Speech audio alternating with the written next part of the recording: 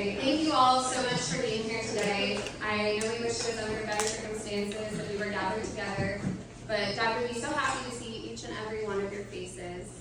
I also know he would feel so incredibly special and overwhelmed at the amount of people present and here in spirit who loved and cared about him more than he could ever imagine. Charles Connolly, or Buddy, as he was known to his closest family and friends, was born and raised in New Jersey and was the middle of 3 children to Charles and Frances Connolly and brother to Michael and Barbara. He grew up in Bloomfield and out by the sea, his early rebellious side taking him in and out of Catholic schools throughout his education, but leaving him with a healthy appreciation of religion that he could carry throughout his life. After graduating, he worked in construction, later owning his own cleaning and handyman company, and then driving concrete trucks. Charles had 4 children, Brian, Dawn, who has passed, myself and Danielle, as well as 7 grandchildren, Hannah, Austin, Daxton, Farah, Maya, River, and Luna. He lived in Florida for 28 years before moving to Colorado to be close to my family and I.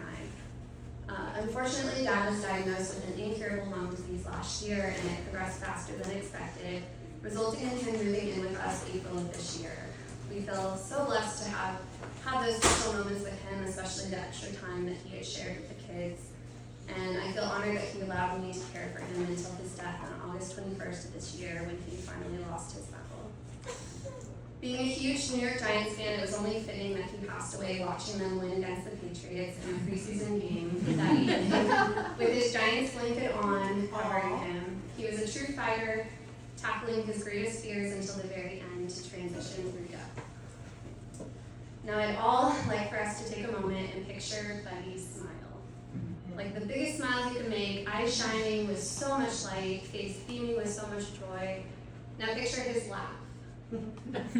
Head thrown back, eyes squeezed shut, laughing the biggest, loudest laugh you could imagine that shook the room and was so contagious it made everyone laugh as well. That was Dad's essence, his soul. That was the purest, most incredible version of him, and I would love if everyone would continue to radiate that feeling throughout this memorial celebration to honor him today. He brought people together, he loved family more than anything, and he would be located within a 5-mile radius by just the sheer volume of his voice. He had a tough Sopranos vibe about him on the outside. The children and animals adored him and flocked to him like something akin of a Disney princess. And that's how you knew he had the best heart. He had the kind of energy that drew everyone to him. He was the life of the party and the biggest ballbuster you would ever meet. He lived hard, he loved hard, and he got the most joy out of seeing those around him happy. He taught me my first word, bird, taught me how to ride a bike, attempted to teach me how to drive stick shift, and taught me how to use pepper spray when I went to college. He gave me my love of music and everything classic rock, and introduced me to so many incredible bands and artists. He loved to give movie and TV show recommendations to everyone he talked to. His favorites were ultimately Dances with Wolves and Band of Brothers, or probably anything from Taylor Sheridan. But a very, very few select of us can tell you we also laughed so hard at the movie theater watching the bathroom scene from Bridesmaids. We thought he was either going to hurt himself or be thrown out. Alright, so before I turn this over to Danielle, I just want to leave you with a little story about Dad. I have so many to choose from, but I think the most fitting story is from his last day on Earth, because it will always be the last story I have of him before he went out from this world. He had been waiting for Danielle to get to hospice so that she could say goodbye to him and he could speak to her one more time.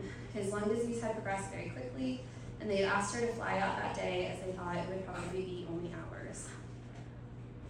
Luckily for us, Dad woke up just as Danielle walked in the room, and he was able to at least hear her voice and know she was present. But we could tell he was in a lot of pain. So while Danielle was talking to Dad, I was speaking to the nurse to the side about how we would be handling his medications, and he overheard me and piped in with, "Wait, they were keeping my pain meds low this whole time until Danielle came?" And I replied with, "Yes, Dad, we wanted to make sure you wouldn't be asleep when Danielle came to say goodbye to you." And without skipping a beat, he goes, "Well, it wasn't fucking worth it."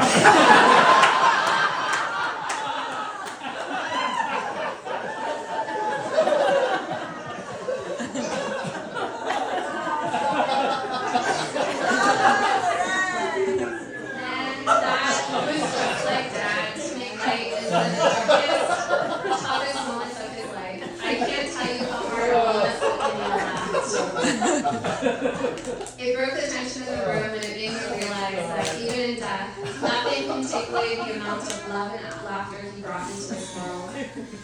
I love you, Daddy. We all miss you more than you know, and we are so happy that you're free and can truly fly now.